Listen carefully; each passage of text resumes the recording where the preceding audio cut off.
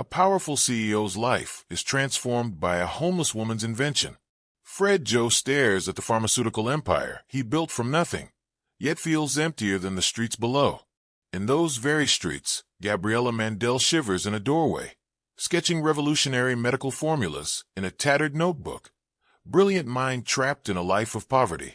When a sudden downpour forces these worlds to collide, neither suspects this chance encounter will spark industrial espionage, betrayal at the highest levels, and a love that defies all boundaries.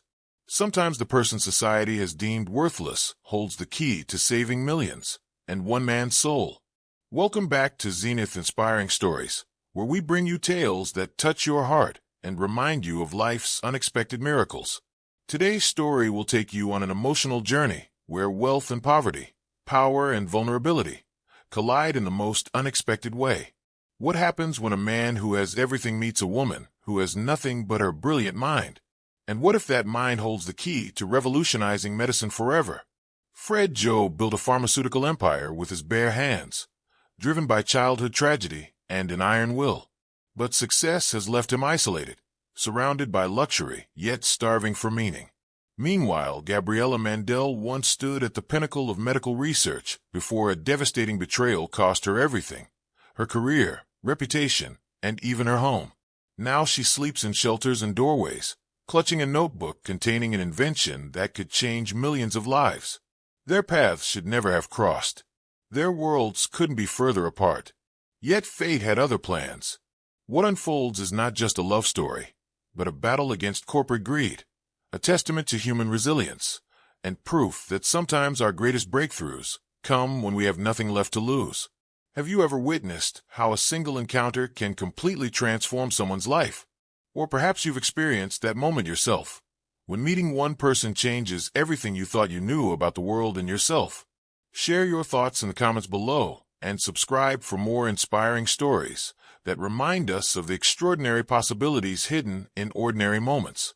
Now, let me take you back to where it all began, with a boy who watched his mother die from a treatable illness because they couldn't afford her medication. At 12 years old, Fred Joe held his mother's hand as she took her final breath, not because her illness was incurable, but because the medication that could have saved her cost more than 6 months of his father's salary. That night, as rain lashed against the windows of their tiny Michigan farmhouse, Fred made a promise that would shape his entire life. No one should die because they can't afford medicine. The path from that grieving boy to CEO of Horizon Pharmaceuticals wasn't easy.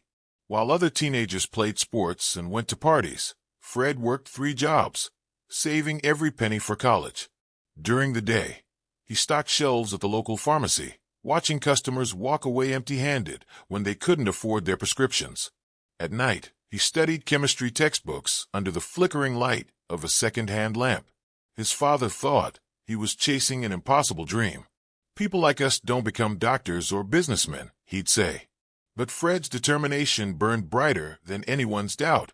He graduated top of his class in pharmacy school, then worked 80-hour weeks to put himself through business college. While classmates sought jobs at established pharmaceutical giants, Fred took a different approach.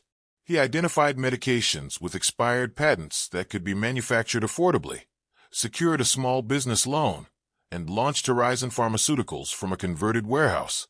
The company's mission was radical in an industry driven by profit margins: make essential medications accessible to everyone. Against all odds, Horizon thrived. Within a decade, Fred had expanded to 30 countries, providing affordable treatments for common but deadly conditions. Business magazines called him a visionary. Forbes featured him as the pharmaceutical Robin Hood. At 38, he had everything he'd ever worked for, except someone to share it with. His fiancée, Catherine, had left 3 years earlier. "You're married to your mission," she'd said, placing her engagement ring on his desk. "There's no room for me." Since then, Fred had buried himself even deeper in his work. His penthouse apartment remained as impersonal as a hotel room. His assistant scheduled his meals, his workouts, even his rare social appearances. He told himself this was the sacrifice required to fulfill his promise to his mother. But on rainy nights, staring out at the city lights from his office window, Fred sometimes wondered if he'd built an empire at the cost of his soul. 5 years ago, Dr. Gabriela Mandel was the rising star of Stanford's biomedical engineering department. Her revolutionary approach to medication delivery systems had earned her international recognition, research grants, and the mentorship of Dr. Victor Harman, one of the most respected names in pharmaceutical innovation. What Gabriela didn't know was that Harman had been watching her work with calculating eyes. The night before her presentation at the International Medical Innovation Conference, where she planned to unveil her breakthrough research, Harman accessed her lab computer. By morning, her files were gone, and somehow, miraculously, similar research appeared under his name. When Gabriela confronted him, Harman's response was chilling. "Who do you think they'll believe? A decorated researcher with 30 years of publications, or an ambitious young woman clearly suffering from delusions of grandeur?" Within weeks, rumors circulated that Gabriela had fabricated data, that she was unstable, that working with her was risky. One by one, her collaborators distanced themselves. Her funding disappeared. The university placed her on administrative leave, pending an investigation that somehow never concluded. Gabriela fought back, spending every penny of her savings on lawyers who ultimately told her the same thing. Without proof, she had no case. The academic community closed ranks around Harman, while doors slammed shut in her face. Depression followed, then eviction notices. She sold her car, her laptop, even her grandmother's wedding ring to keep a roof over her head. But eventually, the money ran out. For someone who had spent her life in laboratories and lecture halls, the streets were an alien landscape. Shelters offered temporary respite, but the constant noise, theft, and lack of privacy made it impossible to think, to plan, to create. Yet even as she navigated this new, harsh reality, Gabriela's mind never stopped working. Using discarded materials and working at public library computers, she continued refining her ideas. Without sophisticated equipment, she turned to simpler solutions, eventually developing a transdermal patch made from sustainable, low-cost materials that could deliver complex medications without refrigeration or needles. Each night, as she huddled in whatever doorway or underpass offered shelter, Gabriela clutched her weathered notebook containing formulas that could save millions of lives in regions with limited healthcare infrastructure.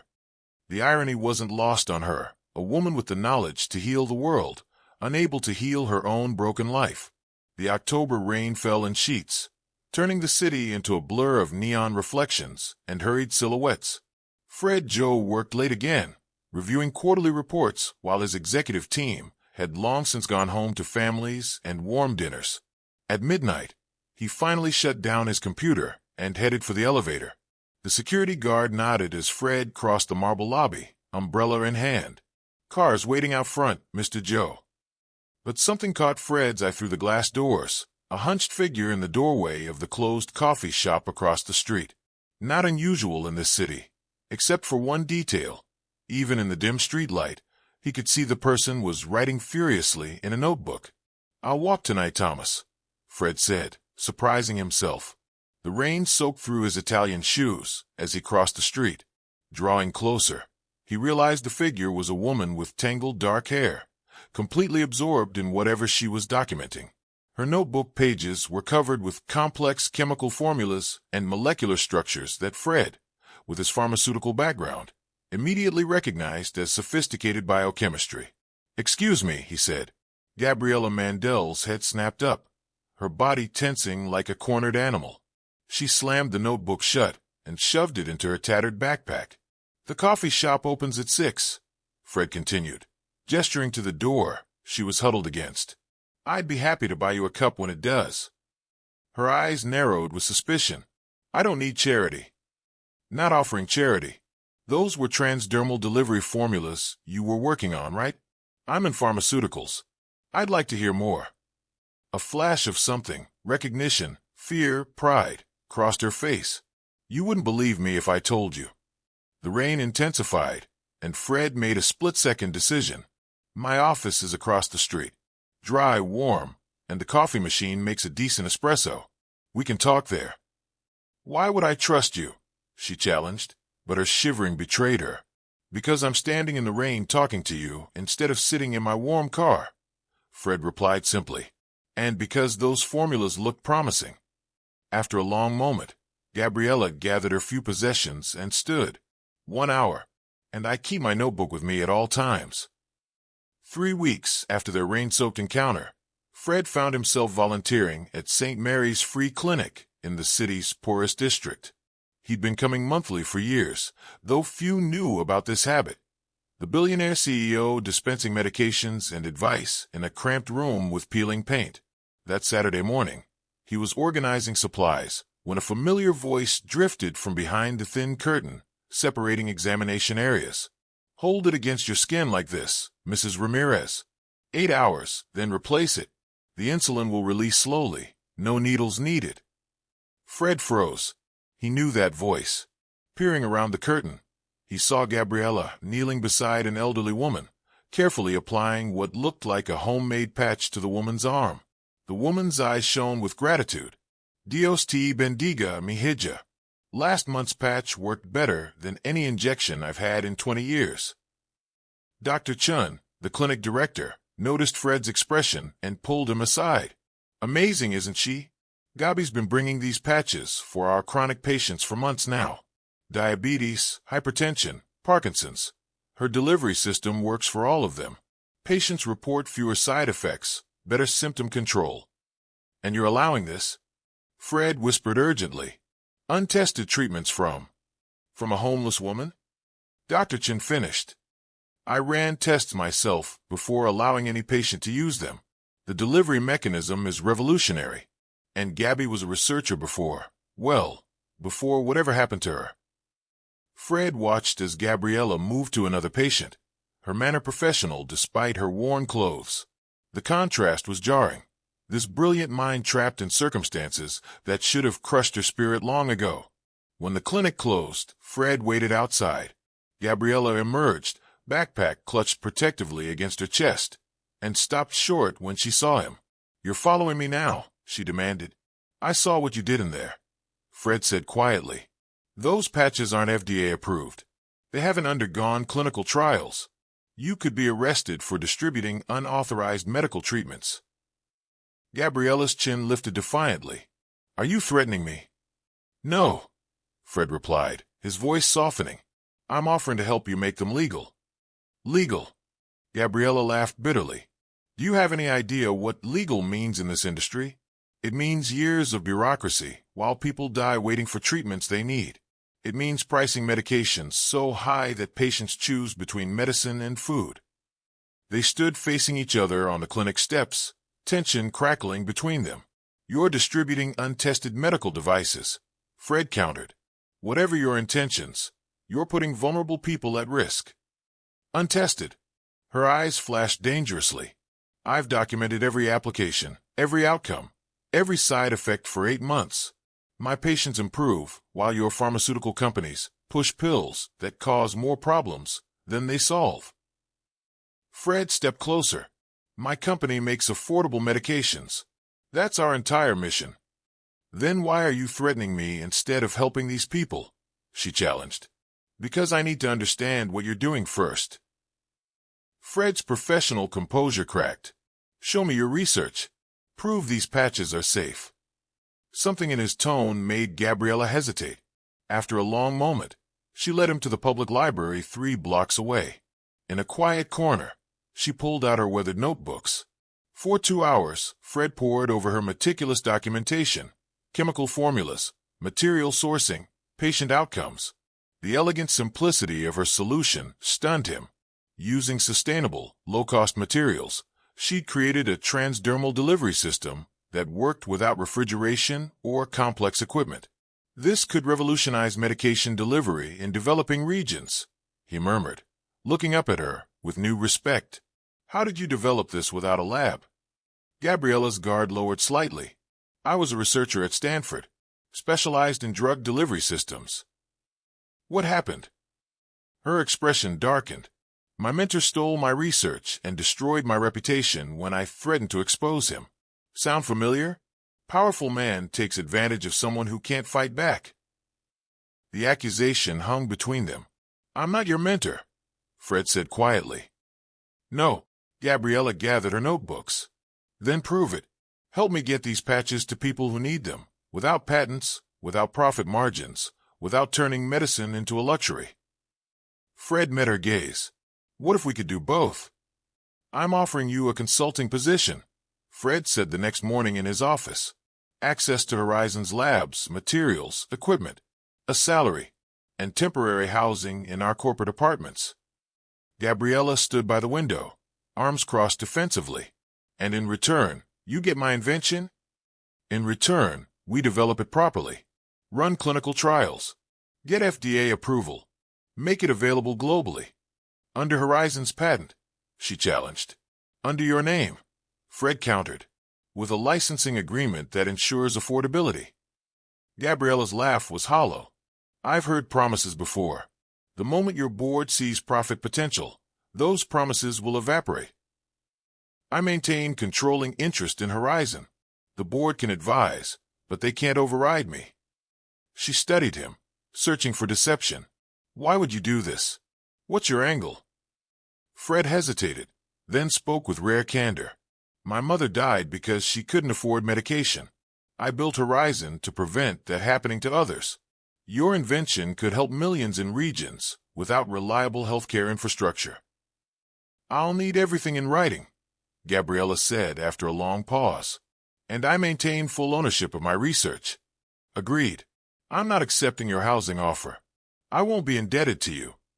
Fred nodded, respecting her boundary. The lab access and salary stand regardless. 2 days later, the shelter where Gabriela had been staying announced immediate closure due to funding cuts. With nowhere to go and winter approaching, she reluctantly called the number Fred had given her. That evening, she stood in a sparse but clean corporate apartment, 20 floors above the streets where she'd spent the last year. On the kitchen counter sat a new notebook, scientific calculator, and key card for Horizon's research facility. Beside them lay a contract stipulating exactly what she demanded, full ownership of her invention, with Fred's signature already on the dotted line. Gabriela ran her fingers over the paper, wondering if she'd just made the best decision of her life, or the worst. The Horizon Research Lab became their sanctuary. Days blurred into nights as Fred and Gabriela refined her invention, testing different materials, measuring absorption rates, documenting results. What began as a wary collaboration gradually evolved into something neither expected: mutual respect. You're using too much polymer, Gabriela said one night, leaning over Fred's shoulder to adjust his formulation. It'll slow the absorption rate. Fred looked up, suddenly aware of how close she stood. I thought slower absorption might reduce side effects. For some medications, yes, but this one needs to hit the bloodstream quickly. Her fingers brushed his as she took the pipette, demonstrating the correct amount. These moments accumulated, small bridges across the chasm of their different worlds. 3 weeks in, Fred arrived at the lab to find Gabriela asleep at her workstation, head resting on folded arms. Instead of waking her, he draped his suit jacket over her shoulders and continued her calculations on a separate screen. When she woke an hour later embarrassed, he simply handed her coffee and showed her his progress. You understood my notation system, she said, surprised. Fred smiled. I was a researcher before I was CEO. I still remember how to do the actual work. Late-night lab sessions often ended with takeout dinners in Fred's office, where conversation gradually ventured beyond chemistry into personal territory. Why didn't you fight back? Fred asked one evening. Against your mentor? Gabriela set down her chopsticks. I did. Used every penny I had on lawyers, who told me it was his word against mine. Academic institutions protect their stars. And now, if you had resources. Now I know better than to trust the system, she said quietly. But I'd make sure he couldn't hurt anyone else. Fred nodded, understanding more than she realized. As weeks passed, Gabriela's defensive walls began to crumble. She stopped checking her backpack every few minutes, started leaving her notebooks in the lab overnight, even laughed at Fred's terrible science jokes. For Fred, these small signs of trust meant more than the breakthrough test results they were achieving. Something was shifting between them. Something neither had anticipated and neither was ready to name. But others were watching their growing connection with calculating eyes. The preliminary results exceed all expectations. Fred announced to Horizon's board, displaying slides of their successful trials. Gabriela's transdermal delivery system could revolutionize medication access in developing regions. Lawrence Mercer, Horizon's co-founder and Fred's longtime mentor, leaned forward. And the patent situation? Ms. Mandel retains ownership with a licensing agreement that... Unacceptable, Mercer interrupted. This technology could be worth billions. We need exclusive rights. Fred's expression hardened. That wasn't our agreement. Your agreement, Mercer emphasized. Not the board's. We've scheduled a separate meeting to discuss acquisition strategies. After the meeting, Fred stayed behind, reviewing documents until the office emptied. As he prepared to leave, voices drifted from the conference room he thought vacant. Dr. Harmon assures us he has prior claim to her research methodology, Mercer was saying. If we move quickly, we can file competing patents that will effectively block her from commercial development. And Joe, another voice asked. Fred's idealism has always been his weakness. He'll come around once he sees the numbers. If not, the board has options. Fred stood frozen, pieces falling into place. Victor Harmon, the mentor who had destroyed Gabriela's career. Now Mercer was conspiring with him to steal her invention again. He was so absorbed in this revelation that he didn't notice Gabriela approaching until she spoke. I forgot my notebook, she said, then frowned at his expression. What's wrong? Before Fred could answer, the conference room door opened. Mercer emerged with Victor Harmon himself, both men stopping short at the sight of Gabriela. Dr. Mandel. Harmon recovered smoothly. What a surprise. Lawrence mentioned you were consulting for Horizon. The color drained from Gabriela's face. She looked from Harmon to Fred, betrayal dawning in her eyes. Gabby, I didn't know, Fred began. But she was already backing away, shaking her head. You planned this all along. Get me to develop the technology, then bring in Harmon to claim it was derived from his work. That's not what's happening, Fred insisted, reaching for her arm. Gabriela jerked away. Don't touch me. You're all the same. Suits with power deciding who deserves credit, who deserves to be heard, who deserves to exist. She turned and ran, leaving Fred calling after her as elevator doors closed between them. Gabriela vanished like a ghost. Her corporate apartment stood empty, personal items gone, only the lab equipment remaining. Fred searched shelters, clinics, libraries, all the places she'd mentioned frequenting, but found no trace. At Horizon, things unraveled quickly. Fred discovered Mercer had been meeting with Harmon for weeks, planning to claim Gabriela's technology was derived from Harmon's previous research. When Fred confronted the board, presenting evidence of their conspiracy, they responded with a vote of no confidence. You've lost perspective, Mercer told him. This company exists to create shareholder value, not to fulfill your personal crusade. That evening, Fred drafted his resignation letter. As CEO, he'd built Horizon into a billion-dollar company while maintaining its mission of accessibility. Now he was walking away from everything. His assistant found him clearing out his office at midnight. Sir, is there anything I can do? She asked, shocked by the sudden development. Fred paused, looking at the photograph of his mother on his desk, the only personal item in the otherwise sterile space. Yes, he said quietly. Contact every homeless shelter within a 100-mile radius. Find Gabriela Mandel. For 3 weeks, Fred dedicated every waking hour to the search, using his personal savings to hire investigators. Finally, a lead came from a shelter in a city 80 miles away. A woman matching Gabriela's description had been admitted to the county hospital with pneumonia and severe exhaustion. Fred drove through the night, arriving as dawn broke over the hospital's concrete facade. In a sterile room that smelled of disinfectant and despair, he found her, thin, pale, connected to 4 fluids, her brilliant mind trapped in a body weakened by exposure and stress. When her eyes fluttered open and focused on him, the mixture of pain, anger, and resignation in her gaze cut deeper than any accusation. Why are you here? She whispered hoarsely. Because I found something more important than my company, Fred answered. I found you. Have you ever sacrificed everything for someone you believed in? Like this video if you believe love is worth risking everything. I resigned to CEO, Fred said, sitting beside Gabriela's hospital bed. Turned whistleblower on my own company. Gabriela's eyes narrowed with suspicion. Why would you destroy everything you built? Because what they planned to do was wrong. Fred placed a folder on her bedside table. These are legal documents showing I've initiated action against the board for ethical violations and conspiracy. I've also filed evidence against Harmon for his previous theft of your research. Evidence. Her voice was barely audible over the hospital room's mechanical hum. Your former lab assistant came forward. She witnessed Harmon accessing your computer the night before the conference. Fred hesitated. I found her after I started investigating Harmon's connection to Mercer. Gabriela turned away, staring at the wall. So now you're my white knight? Swooping in to save the homeless woman.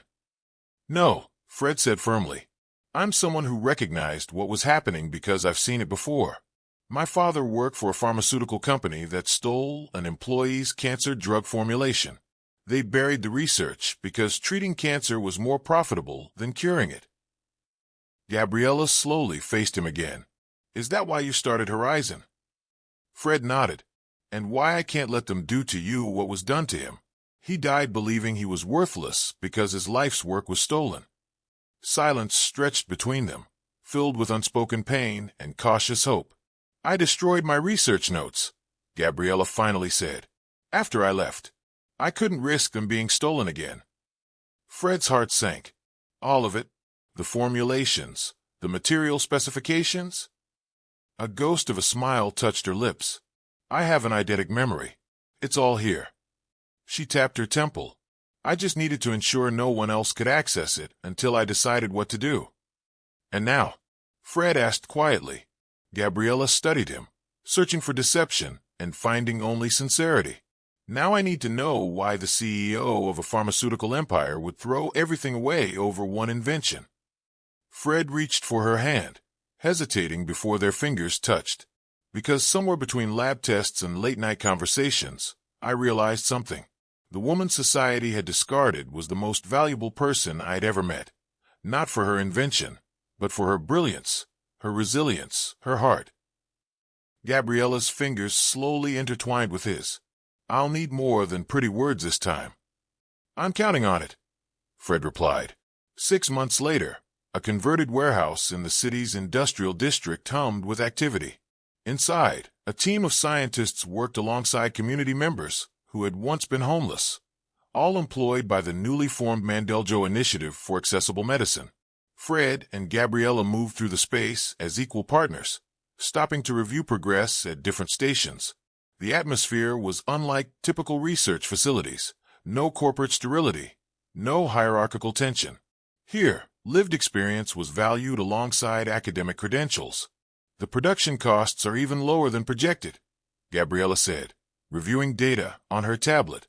We can distribute the patches at near cost in developing regions while still maintaining operations. Fred nodded, watching her with undisguised admiration. The woman who had once huddled in doorways now commanded a research team with natural authority. Her confidence had returned, but without the academic arrogance that often accompanied scientific brilliance. The first shipment to rural clinics goes out next week, he replied, and the preliminary FDA review looks promising. Their legal battles continued. Horizon's board fought Fred's whistleblower claims, while Harmon's lawyers worked to discredit Gabriela's ownership of her research. But with proper funding and growing evidence, the tide was turning in their favor. What had begun as a professional partnership had evolved into something deeper. They worked side by side during the day and returned to a modest apartment they now shared, where conversations about molecular structures often gave way to more personal revelations. The night their first major production run completed successfully, they celebrated with the entire team. As the gathering wound down, Fred and Gabriela found themselves alone in the lab where it had all begun. Did you ever imagine this? Gabriela asked, gesturing to the facility around them. When you found me sketching formulas in that doorway? Fred took her hand, the gesture now familiar and cherished. I imagined helping people, I never imagined finding my heart. 1 year after their rainy first encounter, Fred and Gabriela stood on the steps of what had once been St. Mary's Free Clinic, now transformed into the Mandel Research Campus. The building had been expanded, renovated, and equipped with state-of-the-art laboratories, but with a crucial difference from traditional research facilities. Half the space was dedicated to housing and training for homeless individuals with scientific aptitude. Their transdermal patches were now being distributed in 17 countries, with clinical data showing unprecedented success rates for medication adherence in regions with limited healthcare infrastructure. The legal battles had ended in their favor, with Harmon facing academic sanctions and Horizon's board undergoing a complete restructuring. As community members and media gathered for the official opening, Fred pulled Gabriela aside to a quiet corner of the garden. "I have something for you," he said, handing her a small box. Inside wasn't a ring, as she had half expected, but a key attached to a deed. "What's this?" she asked. "The shelter where you stayed before it closed," Fred explained. "I purchased the building. It's being converted into Invention, housing for people experiencing homelessness who have scientific or technical skills." Tears filled Gabriela's eyes as she understood the significance. A place where people like me won't lose their potential just because they lost everything else. Fred nodded. "The deed is in your name. Your vision should shape it." Gabriela looked from the key to the man before her, no longer the isolated CEO, but a partner who had risked everything to stand beside her. "You know," she said softly, "losing everything taught me something invaluable. It showed me that innovation doesn't come from comfort or security. It comes from seeing needs others ignore, from experiencing problems firsthand." She closed her hand around the key and reached for Fred's hand with the other. "Sometimes," she continued, "losing everything makes room for something greater than you could have imagined." As Fred and Gabriela's story reminds us, true value isn't measured by social status or material wealth, but by character, vision, and the courage to stand for what's right. Sometimes the most revolutionary ideas come from those society has overlooked, and the most meaningful connections form when we see beyond appearances to recognize someone's inherent worth. Has someone unexpected ever changed your life? Perhaps you met someone who challenged your assumptions or helped you see the world differently. Or maybe you were the one who recognized potential in someone others had dismissed. Share your story in the comments below. Your experience might inspire others to look beyond appearances and find value in unexpected places. If this story touched your heart, please like and subscribe to Zenith Inspiring Stories for more tales that remind us of our shared humanity and the extraordinary possibilities that exist when we choose compassion over judgment.